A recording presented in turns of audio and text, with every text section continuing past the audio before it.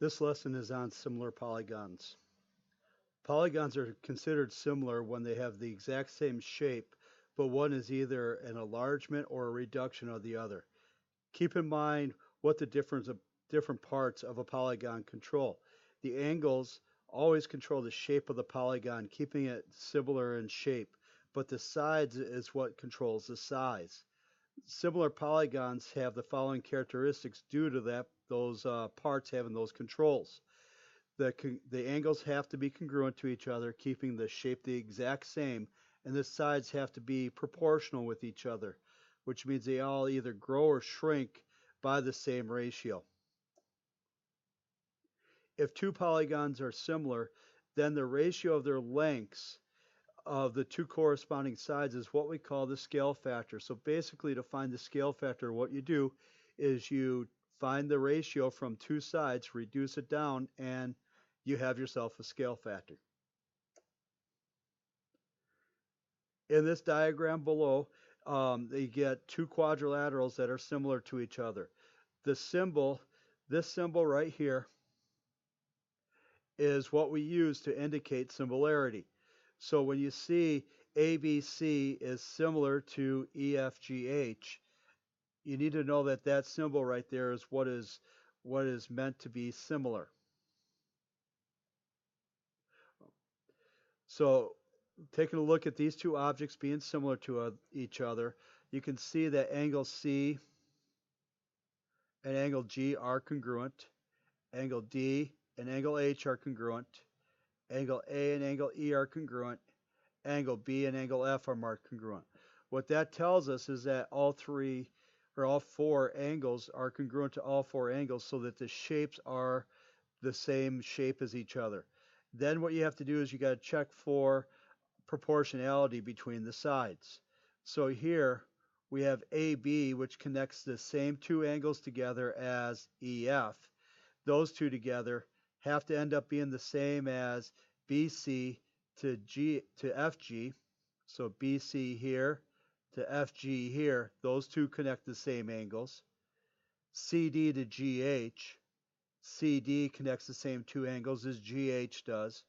And DA here to HE here, those also connect the same angles. So when you check those ratios, you simplify them down, each one of them down to the scale factor all four times, they should end up giving you the exact same scale factor. Here we have pentagons JKLMN and STUVW, which are considered to be similar. All these parts of we need to list out all the parts of congruent angles, and then list out all the pairs of congruent angles, then write the ratios of the corresponding sides in a statement of proportionality. So let's start off here. We can see that angle J is going to be congruent to angle S. Angle K is congruent to angle T. Angle L is congruent to angle U. Angle M is congruent to angle V. And angle N is congruent to angle W. Now, if you take a look at the statement or the statement up at the top, you can see that J and S correspond, K and T correspond, L and U correspond, and so on, just like they did when we were talking about congruent triangles in the last unit. All the parts correspond in these statements as well. Now, if we want to take a look at what the statement of proportionality looks like, the statement of proportionality is this. We would take JK, which corresponds to ST, make it a fraction, make that equal to KL, which corresponds to TU, LM corresponds to UV, MN corresponds to VW, and NJ corresponds with WS. Again, all those correspondence you can also find up here in the original statement. JK to ST, LM went with UV, MN went with VW, and so on. So if we want to decide whether two figures are similar or not, first of all, we need to look at the angles. So checking our angles here, W and P match up, X and Q match up, Y and R match up, S and Z match up. So all our angles match up perfectly. So that's a good first step.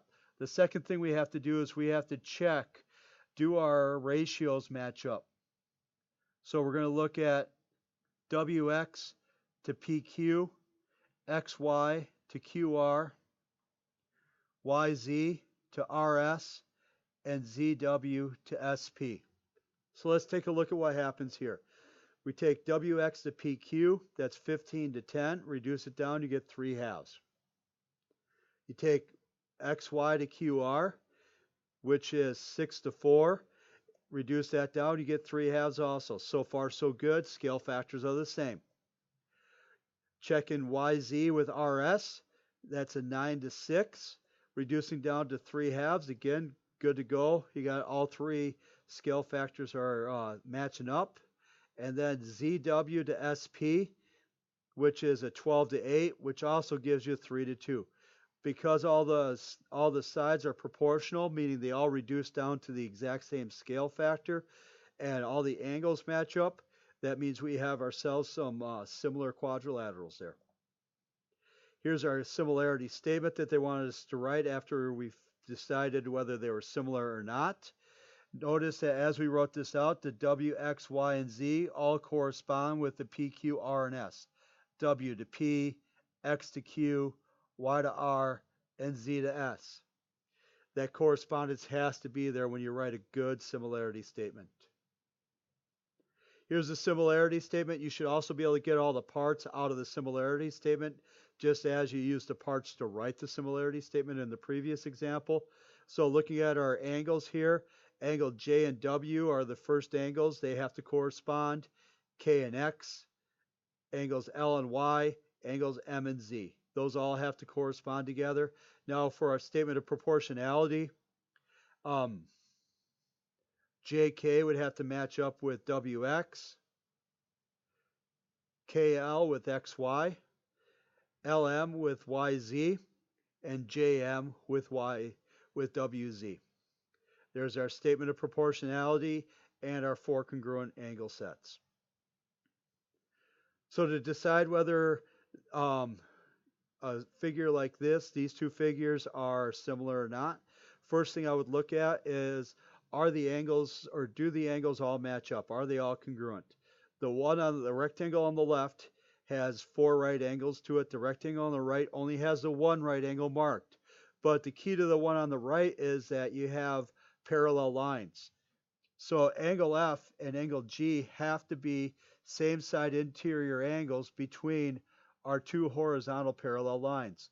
So if angle F is a right angle G has to be a right angle because angle F and G have to add up to 180 degrees. Similarly, our vertical lines on this one are also parallel, which means if angle F is 90 degrees, angle E has to be 90, and if angle G is 90 degrees, angle H has to be 90 degrees because those are also same side interior angles. So that gives us the 4 right angles to the 4 right angles. Now that we got the angles taken care of, we got to take a look at our side lengths. So if we look at this, the 4 is the longer side on our right rectangle. The 7 is the longer side on our left rectangle. So those have to correspond with each other. So I have to go with 4 to 7. Now if those correspond together, we have to go with the 2 and the 3.5 together also. Now to figure out if these are, whether these are proportional or not, there's about 3 different ways that we can look at this to figure out if they're proportional. So I'm going to take a look over at this other program so I can kind of doodle on here a little bit with you guys. So if I had 7 to 4 equal to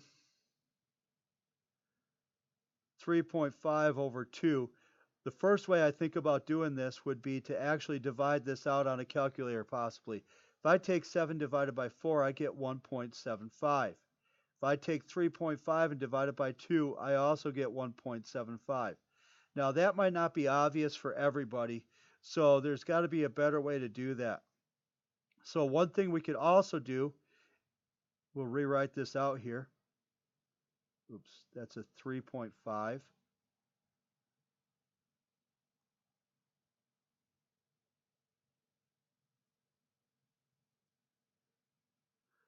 And a 2 would be, we could cross multiply this. 2 times 7 is 14, and 4 times 3.5 is also 14. So we can see that that checks out. We can see that this style checks out. The one last way I want to emphasize with you is there is a rule that we can do which is called a diagonal exchange within a proportion. The diagonal exchange works because of the cross multiplication. There is some algebra behind it too. If you want to talk about that, we can. But if you take a look at your cross multiplication here, we have 7 times 2 and 3.5 times 4, which is the exact same as what we just did over here. So we didn't really change the values at all. But what we did do is we made these easier to reduce. 7 over 3.5 is a 2 to 1 ratio, as is 4 over 2, a 2 to 1 ratio. So that makes it a little bit easier to see. Sometimes by exchanging the parts diagonally within a proportion, it makes the math a little bit easier to handle. Let's get back to the slideshow here. So here, those two sides end up being proportional. They both reduce down to the exact same value, making it good. We had all right angles, so that the angles all matched up. Now our similarity statement. Triangle ABCD has to be similar to FGHE. We just got to make sure all the sides and the angles match up like AB and FG. So AB is a long side, FG is a long side. BC to GH, BC is a short side, GH is a short side. So for the rectangles, we just got to make sure that matches up all the way around. Here's another one that appears to be two rectangles, but this one we can rule out almost immediately because we got an 88 here and all four angles here are 90 degrees. The angles don't match up. There's no need to go any deeper into this than that. Those are not similar objects. So we just explained that the 88 does not match up with any of the right angles in K, L, M, and J. So they are not similar objects. Let's use the idea of similar polygons in order to find missing parts. So on here, we can see that QR corresponds with KL. So that's going to be our starting point with this. We're going to start off with a 6 to 15 or 15 to 6. Now you might ask, which way is the right way to do it? There's really no right way to do this. You got a larger polygon and you have a smaller polygon. If you start the problem off with the smaller polygon on top and the larger one on the bottom, you have to stay that way all the way through the end of this problem. If you start with the larger one on top, the smaller one on the bottom, you stick with it through the entire problem. Consistency throughout the problem is the key to this. It does not matter which one you put on top and which one you put on bottom. For this example here, I put the small on top, large on bottom, so the 6 went on top, 15 went on the bottom, which made it so that the Z had to go on top and the 10 had to go on bottom when I looked at these corresponding parts here. Now that I have my proportions set up, I simply cross multiply, solve for Z, and we have ourselves an answer. One thing I might do as numbers get a little larger is I might recommend reducing that value down before you cross multiply. A lot of times if you reduce the numbers down, the smaller the numbers, the less mistakes people make. So if any time you can reduce, make a habit of it. I think it's a good habit to get into. Small numbers, less mistakes. All right, find a scale factor from PQRS to JKLM. Notice they give you directions here. This one has to go on top. This one has to go on the bottom. So if I want the scale factor, I'm looking for two sides that both have numeric values. If I look here, the 25 goes with the W, the Y goes with the 16, the X goes with the 10, the 15 and the 12 go together. The 15 and the 12 are the ones that I need to use for this. So in order to do this correctly, the PQRS has to go on top, which means the 12 has to go on top, the 15 has to go on bottom. Reduce it down to 4/5, and you have yourself your scale factor. This is the same problem. All you need to notice here is that they flip-flop the order. Now the JKLM is on the top, the PQRS is on the bottom, giving you 15 to 12 or 5/4 as your answer. So 5/4 or 4/5, depending on which way you look at it, is your scale factor for this problem. Now let's talk about finding W, X, and Y. In order to find W, X, and Y, what I would start off with is my scale factor. Now, depending on which scale factor I choose, 4 to 5 or 5 to 4, will determine where I put my W and my 25. So for this first one, finding W, I went 4/5. So this is my small, this is my large. I went small on top, large on bottom. So I had to stay small on top with the W, large on the bottom with the 25, stay consistent, and then go ahead and cross multiply and solve. You get yourself a W equal 20. Same thing with the X's. Now going to the X's, I'm looking at 10 on the small, X on the large. So that means we go 4 over 5 equals 10 over X.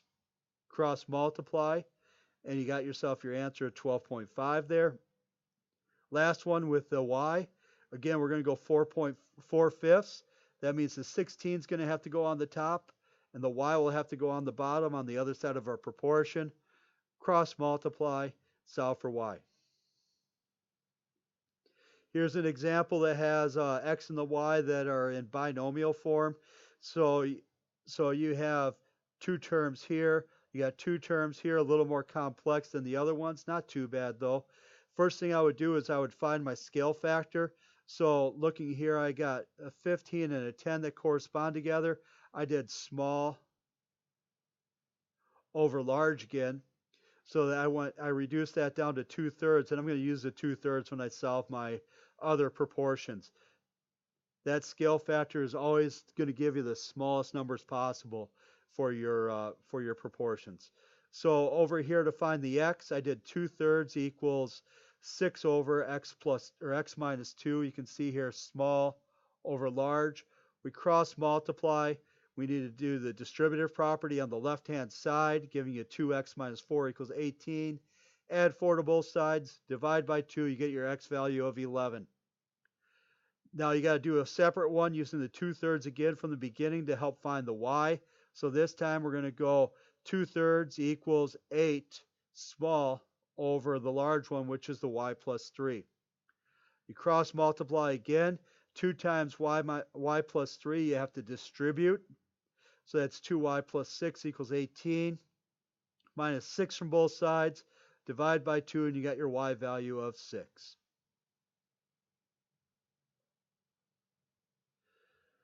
Trying to decide whether polygons are always, sometimes, or never similar is sometimes a little bit tricky. You have to keep in mind, if it's always true, you can never find a counterexample. Everything that you put together has to work. If you can find something that works sometimes, but not all the time, you find something that works, and then you find something that doesn't work according to what they tell you, then you have yourself a sometimes similar situation. And if it never works, no matter how hard you try, you cannot find an example that works, that's the time where you would say it's never similar. So if I asked you for two isosceles triangles, what we could do here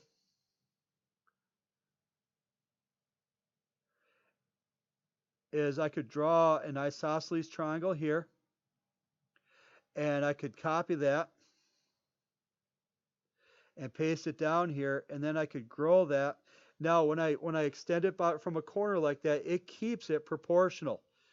So what happens there is, you can see here, those angles match up, those angles match up, those angles match up, and they are proportional as far as that growth goes. So that's an example of an isosceles triangle that is similar. So it is true, it does work, but I could also make this an isosceles triangle. That isosceles triangle is obviously not the same as the other two, because your vertex angle up at the top here is an obtuse angle, where these vertex angles here and here are definitely acute.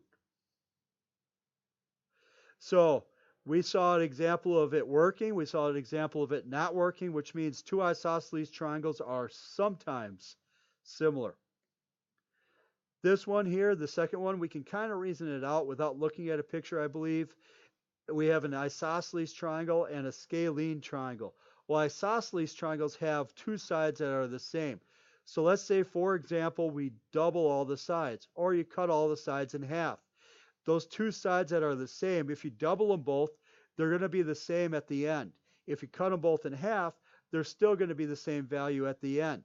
So isosceles triangles, when you increase the size or decrease the size, they're always going to have two sides that are equal to each other. Scalene triangles, by definition, have to have three different sides. So there's no way to have two sides of a triangle be the same and all three sides be different at the same time. So this is an example of never being true. Two squares, we could say that two squares are always going to be similar because squares have all four 90-degree angles. No matter how big or small they are, they're always going to have four 90-degree angles. The second piece to this is that all four sides are the same.